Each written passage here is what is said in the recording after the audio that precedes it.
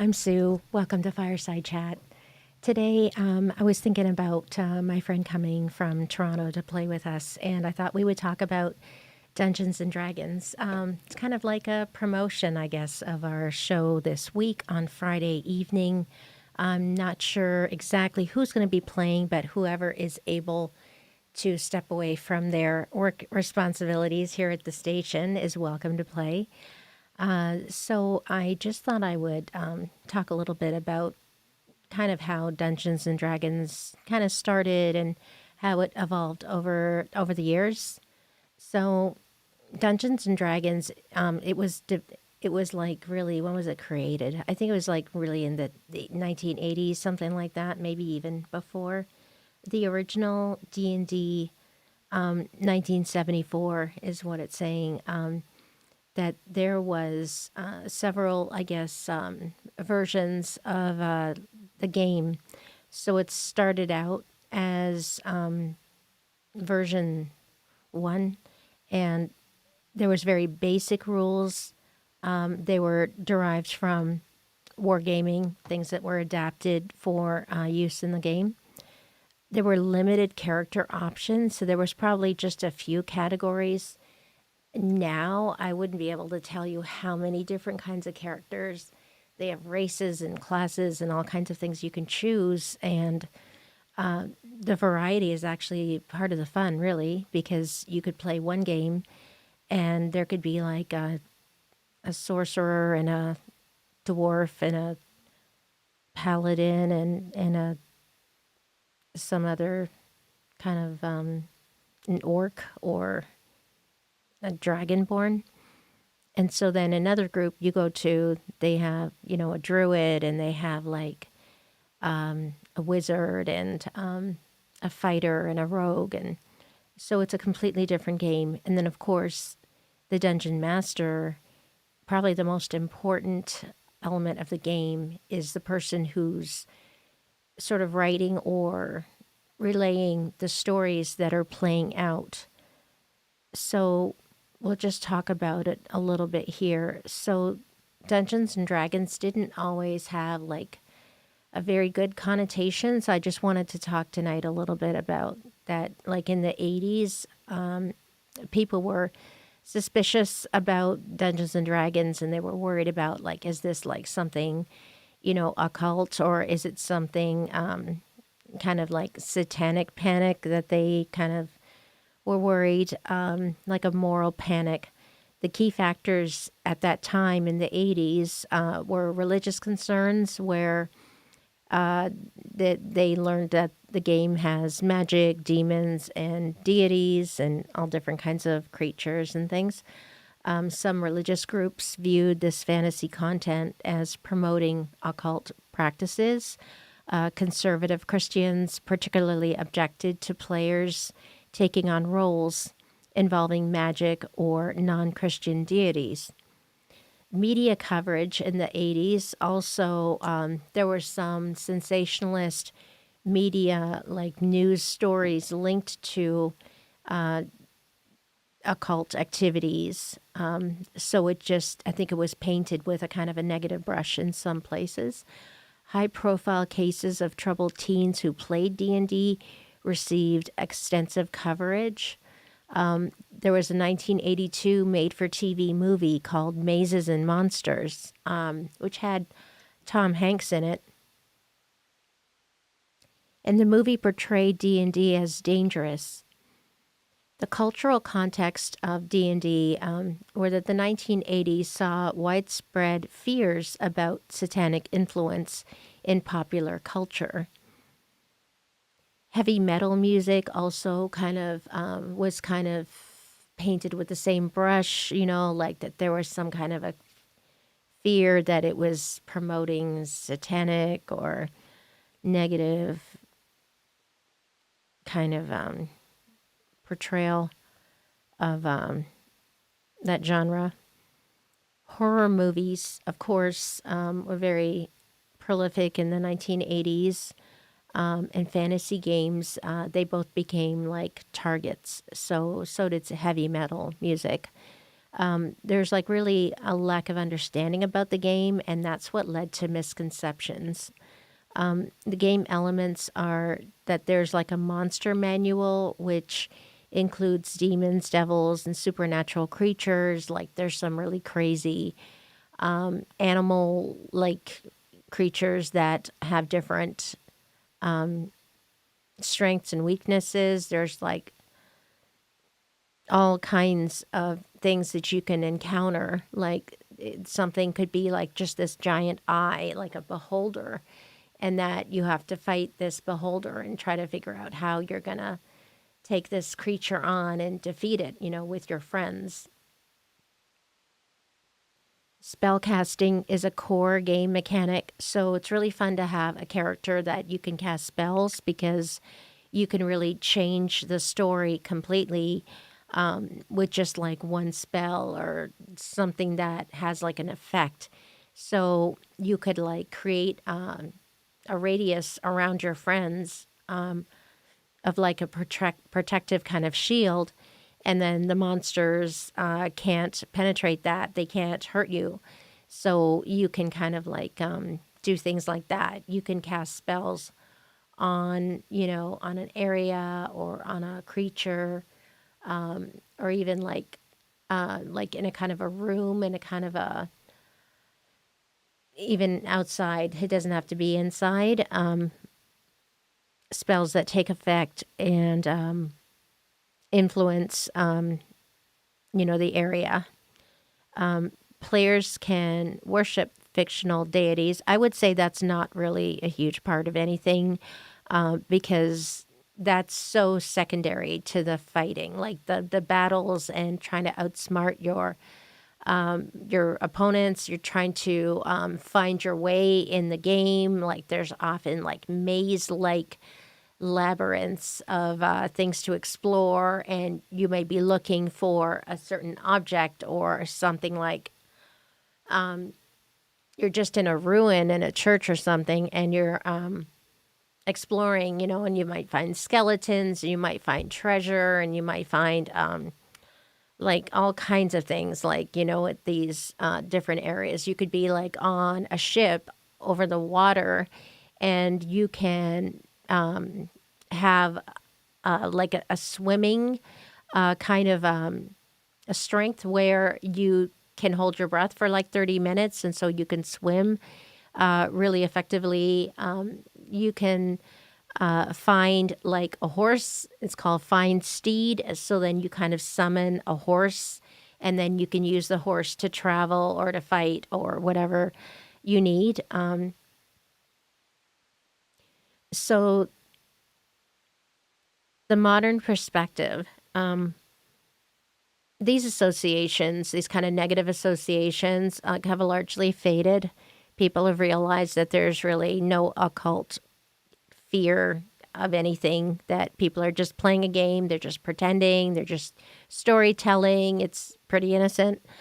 Definitely that's how I play it. Like, I don't really worry about anything. It's just like get involved in the story and listen to what the dungeon master is describing. And our dungeon master has amazing maps that we can actually see, like what's going on in our kind of scene.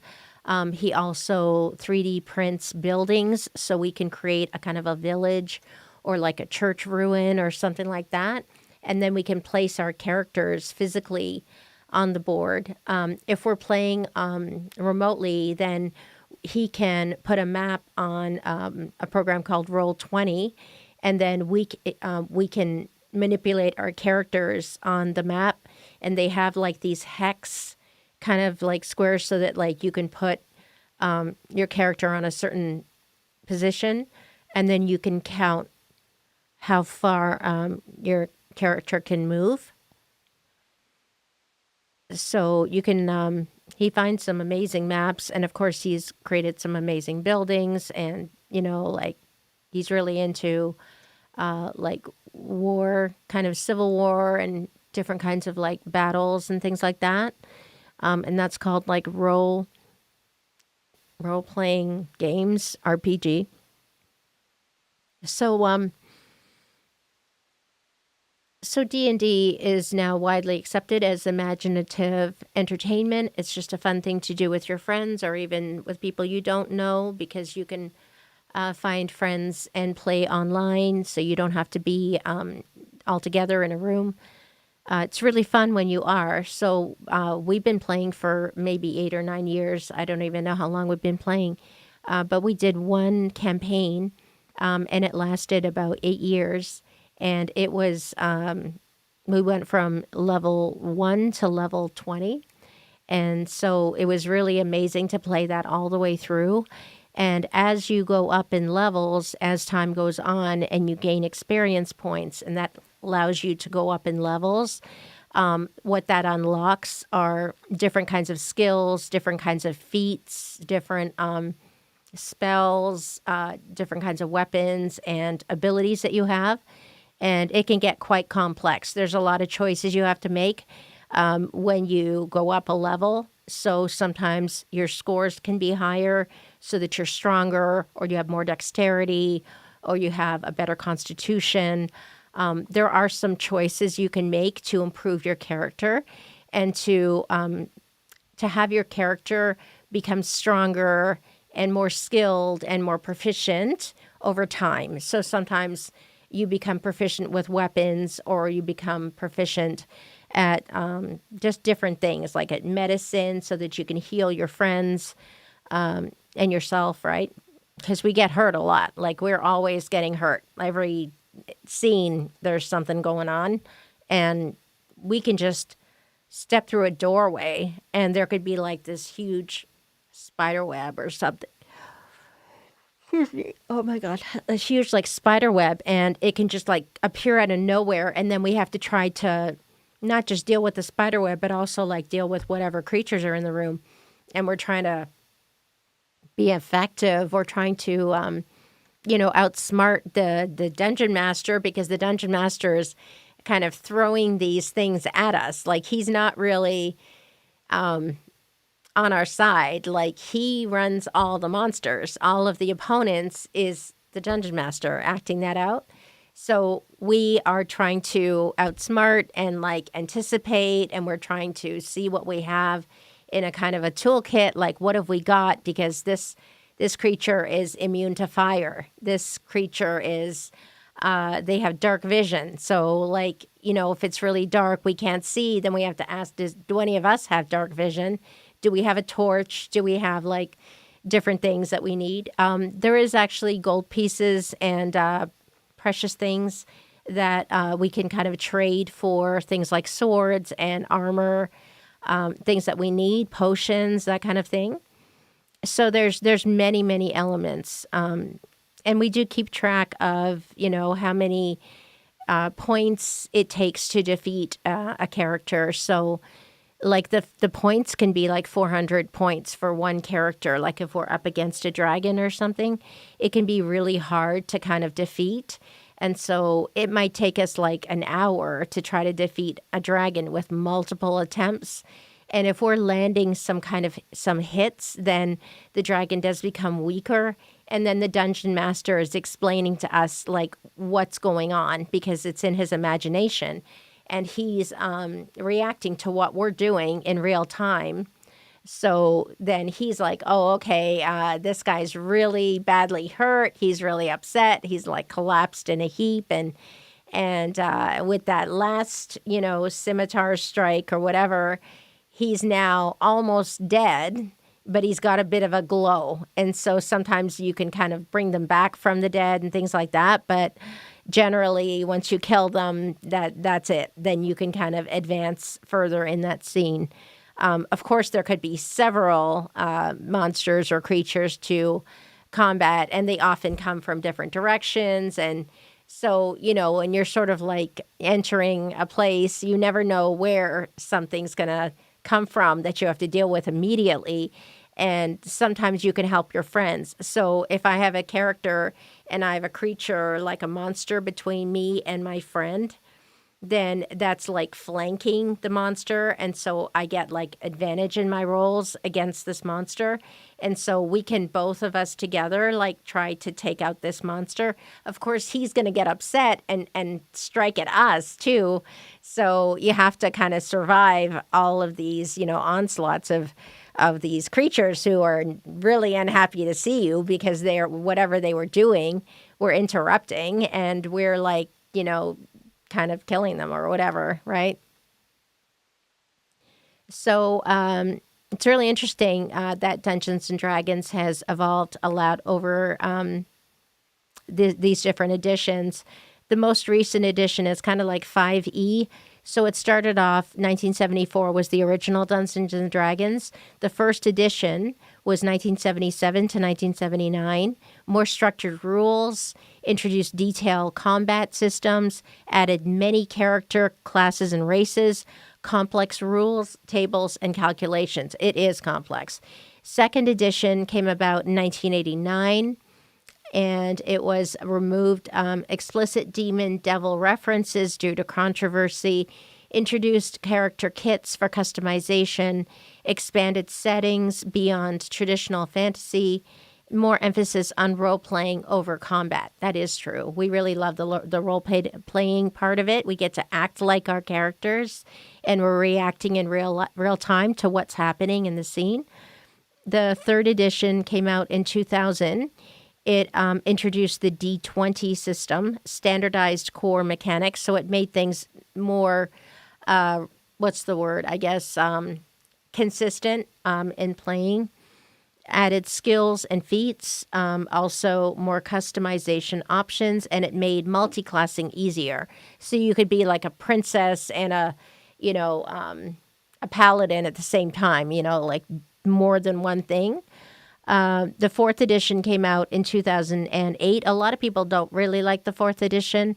It was more combat focused, and there were power system for all classes. It had balanced character roles, video game-like mechanics, controversial among fans. A lot of people did not like that, the fourth edition. So the fifth edition, probably the most successful one, came out in 2014, and we've been playing it ever since. So it's streamlined, accessible rules, bounded accuracy math system, focus on storytelling flexibility, return to a classic D&D feel, highly successful with new players, regular content updates and expansions, and there's a digital integration with D&D Beyond. And that's amazing because you can see all of your character sheet and you can like change all the different kinds of elements and scores and things like that. If you buy potions, you can put it in your kind of your toolkit. You can like gain an ability. You can check who's going to go first in this battle, all kinds of things. There's a lot of mechanics. Modern D&D, they just kind of came out with an update to the 5th edition last year. And they also came out with a movie that was very well received last year. So there's a greater emphasis on inclusion and representation, strong online streaming experience and presence. So people were actually able to stream and play with people online. There was like virtual tabletop out online. I don't see it lighting up. He doesn't have the number. I know I'm just going to take a minute here and like text my friend this phone number. So if he wants to call in, we can talk to him. I'm just going to put the phone number in case he's available. I don't know if he's available. So I'm just going to text this to him so in case he can come in and join me. And then I can ask him questions about how his experience of Dungeons and Dragons has been, because he started playing probably 40 years ago. I'm not kidding. And has been playing continuously ever since. So he's definitely the best qualified, the most experienced Dungeons and Dragons dungeon master we could ever possibly have found, and we're very lucky he comes to Toronto. He comes from Toronto to play with us in the studio, and that's really fun. We create a little village here in our studio, and we move our characters around, and then we show each dice roll so that people at home can see like what the dice roll was, and then we kind of act it out.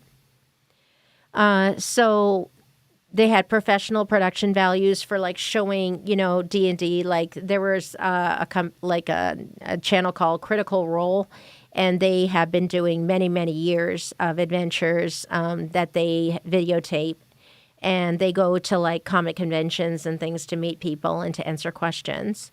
So it's very much like a mainstream cultural acceptance.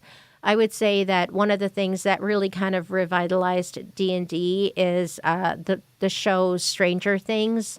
The very opening scene in Stranger Things is the kids playing a D&D game. And it's kind of interesting. They talk about some demigorgon as the monster, and they're doing their roles, and they're trying to attack this creature and all that. And it's interesting because if you've never played Dungeons and Dragons, it sort of sparks interest in something, with a whole generation of kids that maybe would have never found it. So, and I'm also told that the movie that they did last year was really good. So, the game has generally moved towards more accessible rules while maintaining depth for experienced players. So the people that I play with, they're all experienced players. I'm like the only one that never played it before. The Monster Manual is a core rulebook for D&D that contains detailed information about creatures and beings that players might encounter during their adventures. So it tells you like statistics, it tells you like their weaknesses and their abilities and how they are in combat, where they live, what are their kind of challenge ratings, stories about them that we call lore. It's like an alphabetical organization, so you can look up the monster by like the name, like an orc. They have stats, they have artwork, you can see what they look like. There's maps and encounter suggestions. There's legendary creature descriptions. And the uses are dungeon masters use the monster manual to plan encounters, and players reference it to summon using summoning spells. It's like a world building resource for campaigns. It's inspiration for adventures and stories. And it's like a reference for creature abilities and weaknesses.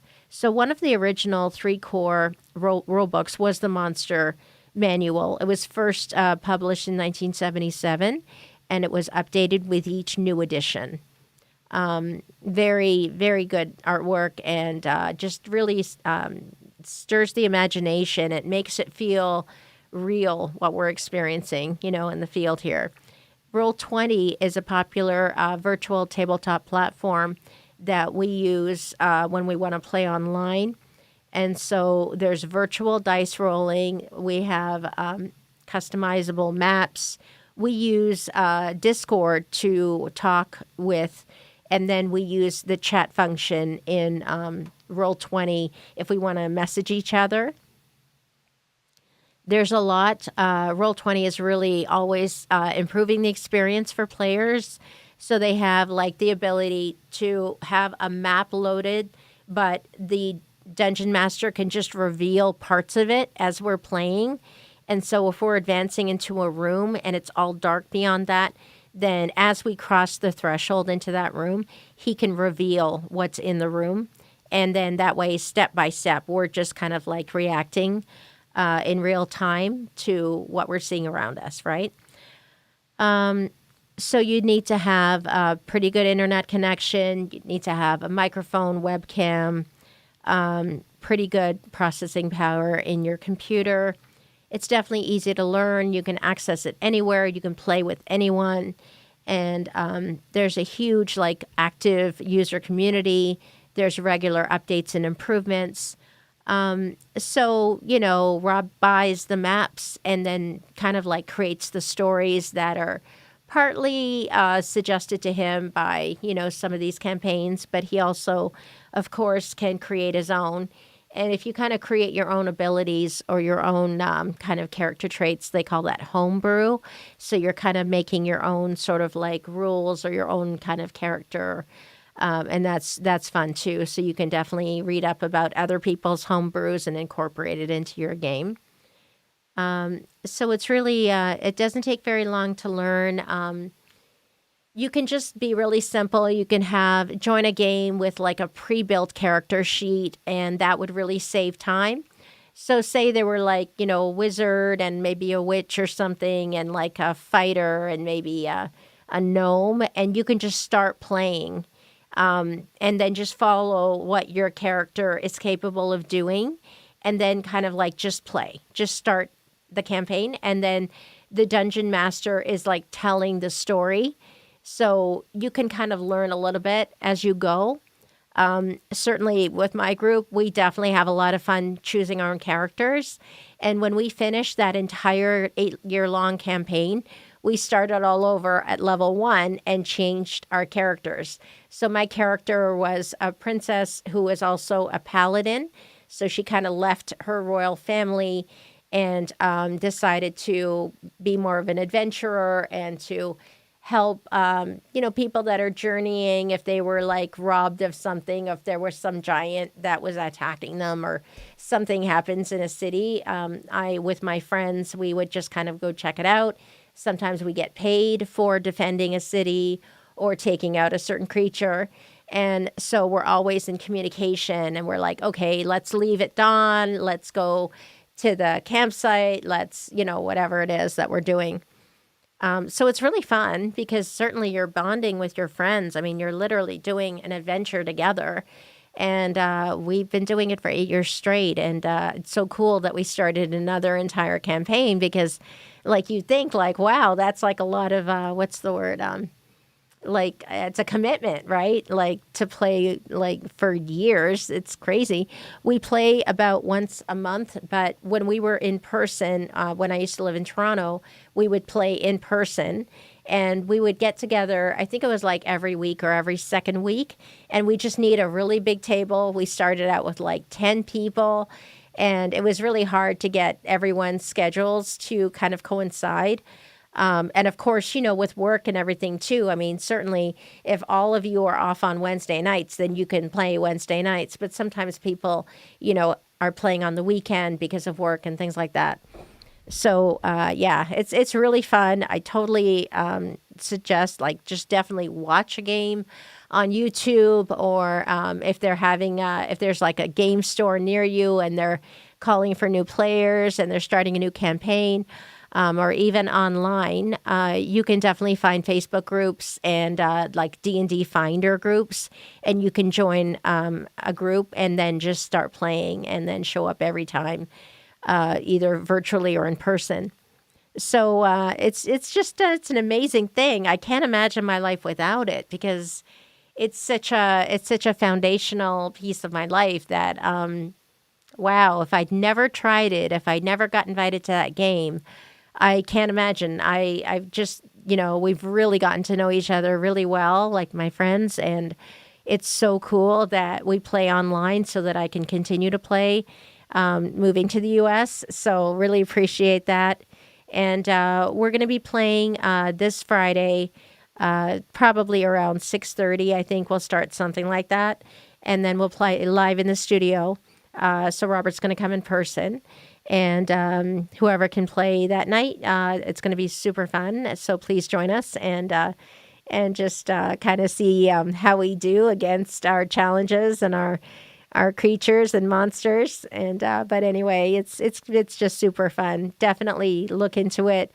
You could always go to like a Barnes and Noble and flip through the book, the player's handbook, flip through the monster manual, and just kind of see if it is intriguing and you're curious.